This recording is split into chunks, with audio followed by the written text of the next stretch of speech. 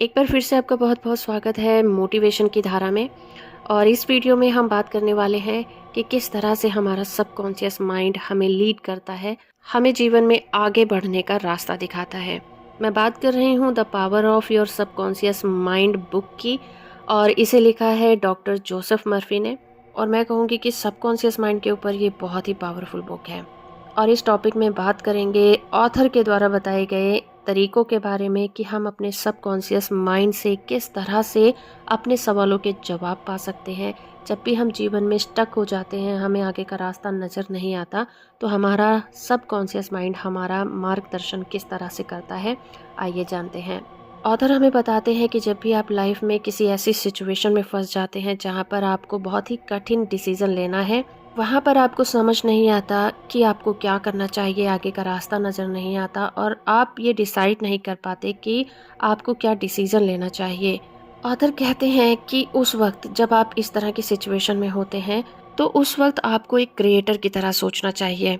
आप अपने आप को उस सिचुएशन से बाहर निकलते हुए सोच सकते हैं, बशर्ते आप लाइफ में एक ऐसी जगह पर खड़े हैं जहाँ आप डिसीज़न नहीं ले पा रहे हैं। तो बेहतर ये होगा कि आप उस प्रॉब्लम के बारे में ना सोचकर उसके सॉल्यूशन के बारे में सोचें। आप ये सोच सकते हैं कि आपके पास उस प्रॉब्लम का सॉल्यूशन आ गया है, आप उस प्रॉब्लम से बाहर निकल गए हैं, तो अब क्या? क्योंकि ऑथर के मुताबिक एक डरा हुआ इंसान और चिंता में डूबा हुआ इंसान सोच नहीं पाता। वो डर और चिंता में इसीलिए है क्योंकि वो आगे की सोच नहीं रहा। क्योंकि एक सच्ची सोच में कभी भी डर नहीं होता, वो हमेशा डर से परे होता है। वो अपने सॉल्यूशन के बारे में कोई ना कोई रास्ता ढूंढ लेता है, और अगर उसके पास कोई रास्ता नहीं होता तो वो उस जिंदगी के बारे में सोचने लग जाता है जो उस मुसीबत से निकलने के बाद होने वाली है। ऑथर का कहना है कि यहाँ पर एक सिंपल सी टेक्निक को अपनाया जा सकता है, जिसे अपनाने के बाद आप अपने सबकॉन्शियस माइंड से इसके बारे में रास्ता पा सकते हैं। इसके लिए एक सिंपल सा स्टेप ये करना है कि जब भी आप इस तरह की किसी भी सिचुएशन में पड़े, तो आप अपने दिमाग को शांत कर लें और अपने शरीर को ढीला छोड़ दें।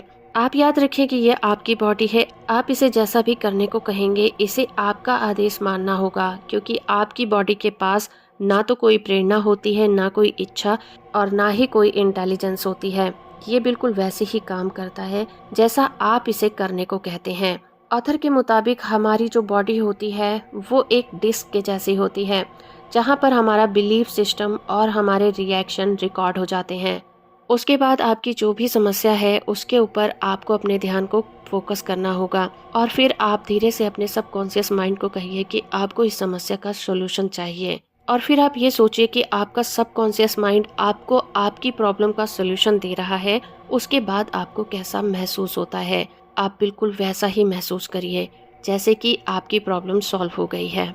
इसे कहते हैं अपने मन को बुद्धू बनाना। थोड़ी देर के लिए ही सही आप खुश हो जाएंगे और फिर आप सो जाइए। फिर जब भी आप जागें और आपको आपका जवाब ना मिले, फिर ऑथर कहते हैं कि जागने के बाद अगर आपका सबकॉन्शियस माइंड आपको आपकी प्रॉब्लम का सलूशन नहीं देता है, तो आपको घबराने की ज़रूरत नहीं है।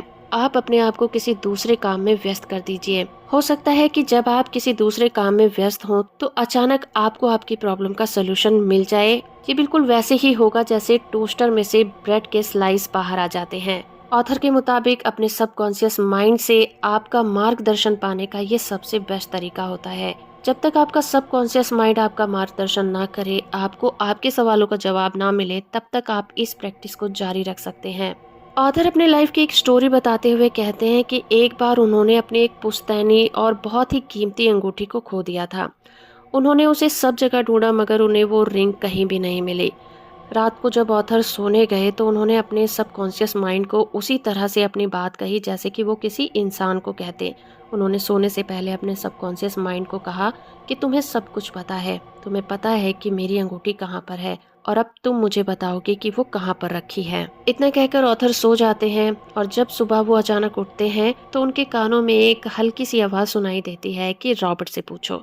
रॉबर्ट उनके पड़ोसी का 9 साल का बेटा था। तो ऑथर को उस बच्चे से पूछना बहुत अजीब सा लग रहा था, लेकिन फिर भी उन्होंने अपने अंतरात्मा की आवाज़ सुनी और रॉबर्ट से जाकर पूछा। तो रॉबर्ट ने बताया कि हाँ, जब वो लड़कों के साथ गार्डन में खेल रहा था तब उसे वहाँ पर एक रिंग पड़ी हुई मिली थी, और उसे उठाकर उसने मेज पर रख दिया था, क्योंकि वो नहीं जानता था कि वो रिंग किसकी है और उसके लिए उसकी कोई वैल्यू भी नहीं थी। तो इस तरह से ऑथर हमें बताते हैं कि हर इंसान को अपने सबकॉन्शियस माइंड पर बिलीव करना चाहिए, और जब भी आप इस पर बिलीव करेंगे, आपका सबकॉन्शियस माइंड आपको कभी भी निराश नहीं करेगा। आपको जो भी सवाल पूछना है और उसका जवाब पाना है, तो आप अपने सबकॉन्शियस माइंड को ऑर्डर कर सकते हैं। वो आपके हर सवाल का जवाब ज़रूर देगा।